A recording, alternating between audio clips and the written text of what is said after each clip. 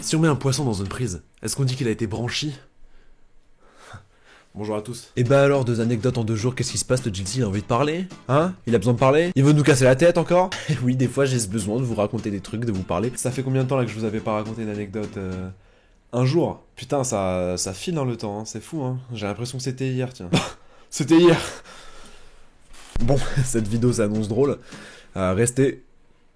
En fait, je vous explique, à la base, cette vidéo que vous regardez, ça devait pas être une anecdote. Ça devait être un vlog bonus de la saison 2 de On va où à Ljubljana, la capitale slovène. On a dû aller... Suis un peu, putain, suis les histoires. Donc j'avais bien gardé une carte SD avec tous les rushs dedans, et j'ai créé un dossier sur mon ordi, vlog bonus Slovénie. Psychologiquement, avec ce dossier, j'avais mis les rushs à l'abri. D'accord? J'avais plus mis les rushs à l'abri que la daronne à l'abri. La daronne, elle va se démerder. Elle va nous faire de la kefta. Donc, comme je pensais que tout était à l'abri, j'ai supprimé tous les rushs de la carte SD. Ça y est, vous voyez la couille venir? La bonne grosse couillasse comme ça, là. Dans ma tête, là. Et qu'est-ce que je dis? Bah vas-y, hein. Mettez-moi des coups de couille. Je vais rien dire à personne. Je supprime tous les rushs, je vide la corbeille, et je me rends compte que j'ai pas mis les rushs dans le dossier. Non mais c'est cocasse. Je vais vomir. Donc première réaction. Ensuite je récupère un peu mon sang-froid et je regarde sur internet comment je peux arranger ça. Donc je cherche sur internet comment récupérer des fichiers que j'ai supprimés de la corbeille. Et là j'apprends que j'ai peut-être le cancer. De l'anus. Je tombe sur la vidéo d'un gars qui nous fait la promotion d'un logiciel de récupération de fichiers de ouf. Donc moi ça me chauffe. Je télécharge le logiciel, machin et tout, et je vois que je retrouve mes dossiers, ils sont là. Donc je clique pour tous les récupérer. Il m'envoie vers l'achat d'une licence à 40 €. Et j'ai payé 40 €, on va en pas parler pendant 10 ans parce que ça va me donner envie de bouger mon petit boulard là. Et quand je bouge mon petit boulard, il y a des déçus. Moi je vous le dis. Je vois les données qui s'enchaînent au bout de 1 heure, je vois il y a toutes mes vidéos dans un dossier qui sont récupérées. Oh, Hamdoulaye. Je clique sur une vidéo et je vois qu'elle s'ouvre pas. Je clique sur 60% des vidéos, elles étaient toutes endommagées. Vous voyez ça? Vous voyez ce diamètre là? Non, celui-là là. Vous voyez celui-là? Dans mon cul, que vous t'as pas compris, dans mon cul. J'avais envie de m'éclater la gueule contre du parpaing. Après j'ai relativisé, je me suis dit bon, j'ai toujours des petites histoires croustillantes à raconter. Pourquoi pas raconter une histoire à la place? Peut-être que les gens ils ont marre de voir ta gueule déblatérer des conneries sans cesse. Moi je t'aime pas trop en ce moment, j'ai pas le feeling là. En plus c'est les vacances, donc vacances, bonne humeur, bonne ambiance, c'est cool. Non! D'accord? Non! Avec l'histoire que je vais vous raconter, vous allez voir que les vacances c'est pas bonne humeur. Très bonne transition d'ailleurs pour passer à la vidéo. Par contre j'ai pas de transition pour passer au générique, donc je vais vous montrer mon gland. Août 2019, le jeune Jilcy et son cousin décident de partir quelques jours en Espagne, à Barcelone, afin d'y passer quelques vacances. D'ailleurs, ceux qui disent Jilcy, là, Jilcy, machin, qui disent pas bien, c'est Jilcy. Vous commencez à m'énerver, d'accord? Eh. Hein? Donc c'était juste après que j'ai fini de monter tous les épisodes de On va où saison 1, la saison 1 qui s'affiche ici. Bah oui, je fais la promo de mes vidéos, c'est tout à fait normal, tout le monde fait ça. Et si tu me juges, bah only can judge me. Ouf, elle est mal faite.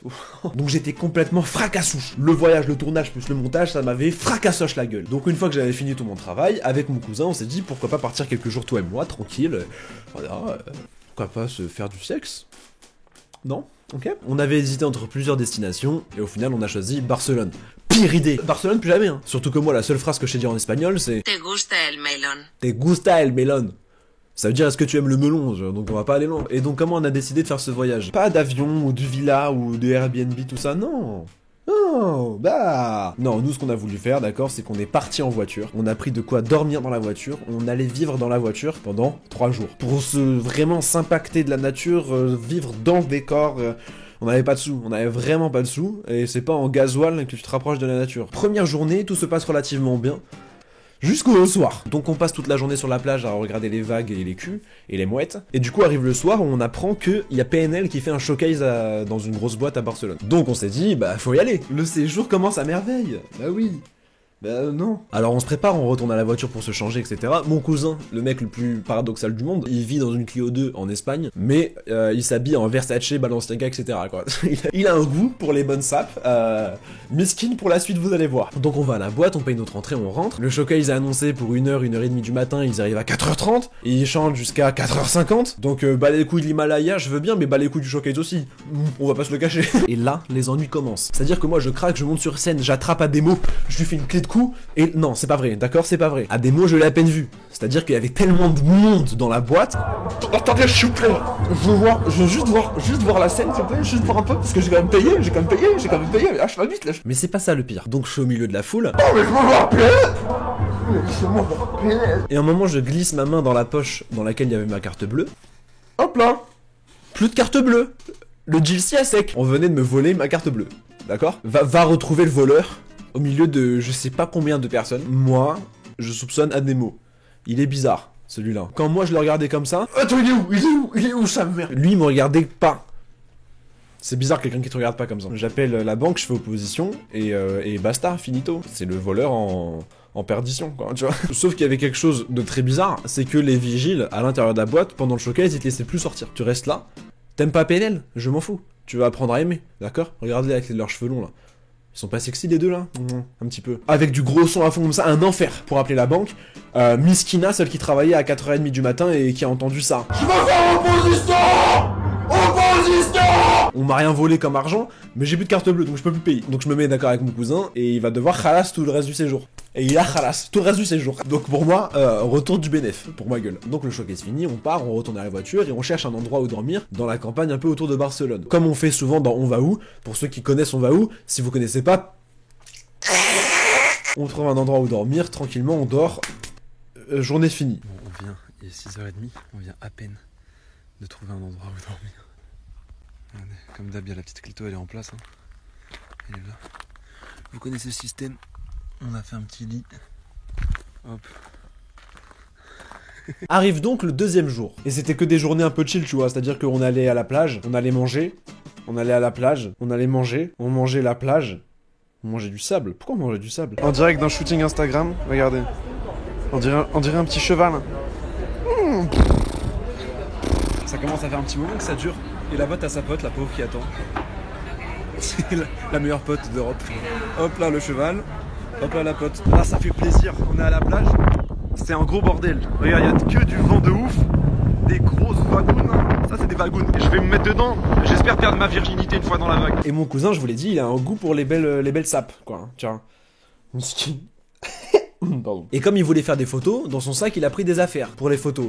Notamment des baskets Dior. À 800 €. Merci monsieur. On arrive sur la plage, on fait des photos, etc. Tout va bien. On s'allonge sur la plage, on se repose, on fait bronzette, on écoute le bruit du vent, on regarde les vagues, les culs, les mouettes. Une super journée. Et au bout de quelques heures, le vent commence à se lever. Je suis le vent. Et je me lève. Et qu'est-ce qui se passe sur une plage quand le vent il se lève? Des vagues! Des vagues! Arrête d'être con! Des vagues! On va jouer dans les vagues! On va jouer! Mais quand même, on n'est pas con, ok? On est con. On a quand même rapproché les affaires le plus possible du bord pour garder un œil dessus, tu vois. Parce qu'il y avait nos 2 sacs et nos serviettes. Mais moi, tu me fous dans des vagues ou un truc comme ça, même si le sac, tu me l'as mis sur ma tête comme ça. Je joue quand même et je m'en fous et je regarderai pas le sac. Moi, je sais que je suis comme ça sert à rien de forcer, je suis comme ça. Il est le sac, regarde. Ah. Donc tout reposait sur mon cousin. Lui, il était pas très serein, ça veut dire que on jouait dans les vagues et vraiment toutes les 20 secondes, il était comme ça, quoi. Le sac quand même, hein, le sac, hein, quand même, hein. Le sac, hein, quand même, hein, le sac, hein. Le sac, le sac. Mais comment tu me demandes de garder un œil sur le sac quand je suis comme ça?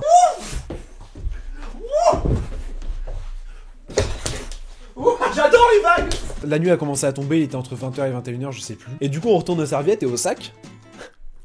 Au sac. Au sans X, je devrais dire. Parce qu'il y a un sac qui a disparu. C'est celui de mon cousin. On rappelle ce qu'il y avait dans ce sac. Une enceinte JBL à 175 €, des chaussures Dior d'une valeur de 800 €, des chaussures Adidas Yeezy d'une valeur de 300 €, le sac en lui-même, Michael Kors d'une valeur de 300 €, et un petit billet de 50 €. Parce que ça fait quand même plaisir. Tout cela pour la maudite somme de 1625 €. 1625. Un sac plus qu'un SMIC brut, c'est au revoir, c'est bonne soirée, c'est hasta luego, comme on dit en Espagne. Je vous raconte pas le niquage d'ambiance quand on s'est aperçu qu'il y avait plus le sac. Oh putain frère, t'as vu ces vagues? Ah, je crois qu'il y a un gars, il est rentré dans mon huc. Ah frère, c'est abusé. Il est où mon sac? C'est Jill, il est où mon sac? Quoi? Bah je sais pas. Non, sérieux, tu m'as fait une blague? Mais non, mais j'étais dans l'eau avec toi. T'es con? Putain, y'a pas le sac, y'a pas le sac. Frère, y'a pas le sac. Frère, y'a pas le sac. J'avais dit on fait attention au sac. Frère, y'a plus le sac. Et devinez dans quel sac se trouvaient les clés de la voiture.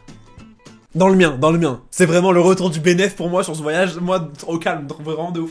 Donc déjà, je me dis, heureusement, on a encore les clés de la voiture. On va pouvoir rentrer en France en toute tranquillité. Au moins, c'est ça. Et par chance, mon cousin, c'est la seule fois il avait pas mis son téléphone dans son sac. Et dans son téléphone, il fait comme plein de gens font. D'ailleurs, que je comprends pas. Je trouve que c'est super con de faire ça. Arrêtez d'être con. Arrêtez d'être des cons. Vraiment, vous êtes cons.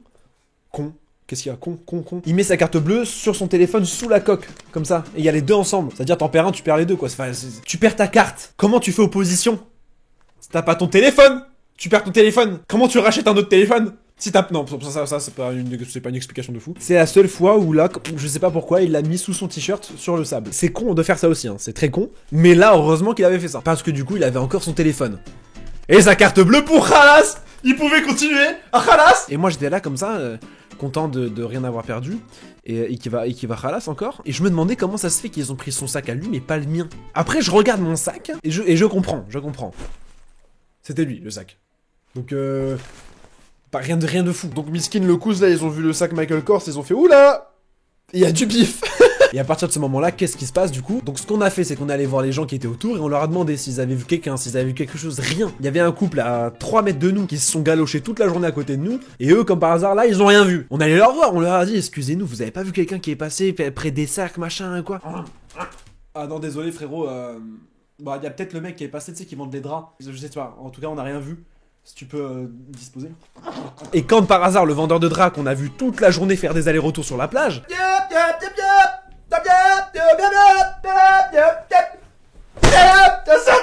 Le mec a disparu.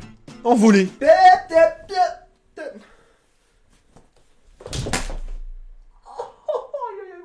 Et du coup vraiment l'ambiance a commencé à se détériorer, tu vois, c'était vraiment là pas ouf là, tu vois, vraiment le voyage pas ouf. On a vraiment cherché partout, on a demandé à tout le monde. J'en ai fait des efforts, hein. J'ai carrément parlé espagnol. Hola, escúchame, te gusta el melón? El melón! El melón! 1600 balles, le melon! Et on voit des gars assis sur un banc qu'on a vu toute la journée et que ça se voit que c'est eux qui tiennent le quartier, qui sont là depuis des années. C'est un peu les darons de Barcelone. On va les voir et par chance, il se trouve que mon cousin parle une langue en commun avec eux tous. L'arabe! Alors moi, je parle pas un mot d'arabe. Ça s'est passé un peu comme ça.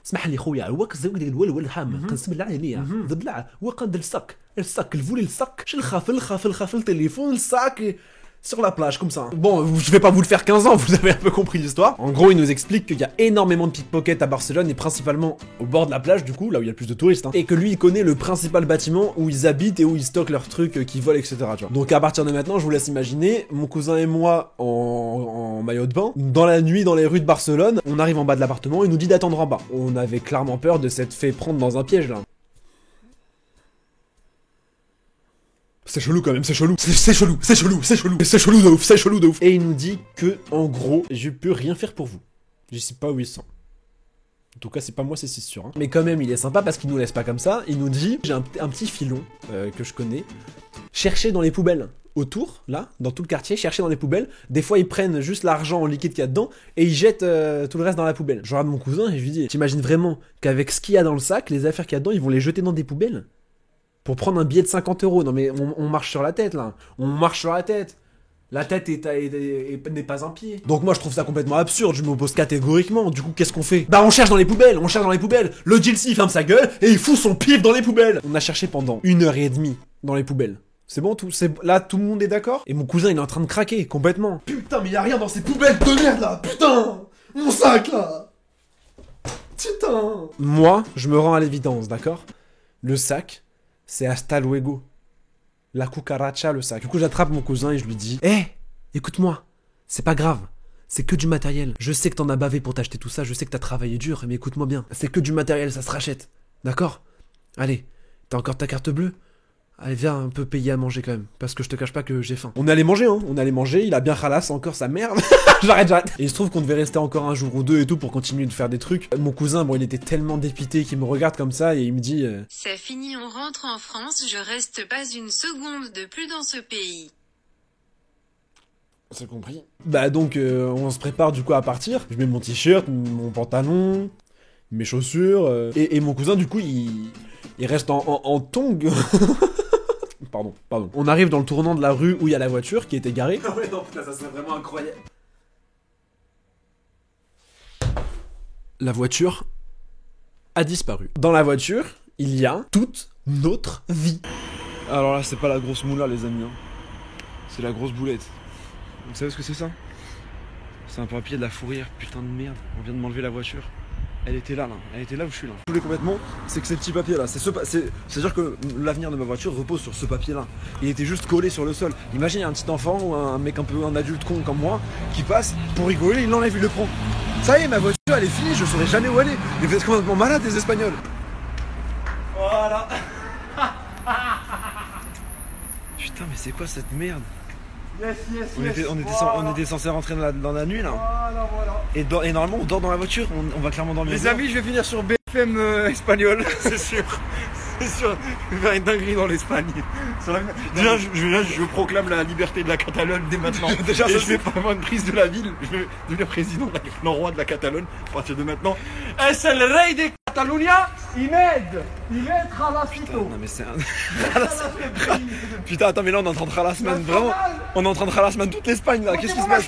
On pète à ma Clio, on pète à ma carte bleue. On m'a pété à mes habits, on m'a pété un sac à dos. Alors là les amis, je suis en train de chercher Clito à la fourrière. Oh regardez là comme elle est belle. Ça c'est ma petite Clito ça. Oh putain, qu'est-ce qu'ils t'ont fait? Qu'est-ce qu'ils t'ont fait les Catalans? Viens, je vais te sortir de là, On récupère la voiture, on rentre dans la voiture et on bombarde jusqu'en France. On a fait clairement un go fast. Là on a fait un go fast. Qu'est-ce que tu vas faire? On est rentré fatigué, énervé, triste, ruiné. Mais au moins on est rentré avec des souvenirs plein la tête et vraiment des bons moments en souvenir quoi. Non.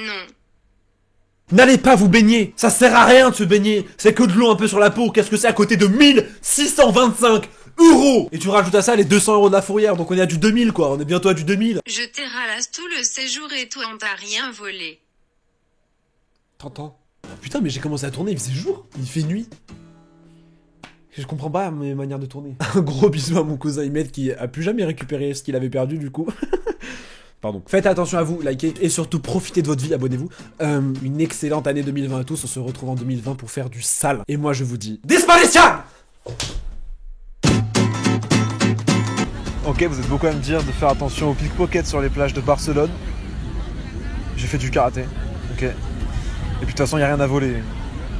À part peut-être ma virginité peut-être.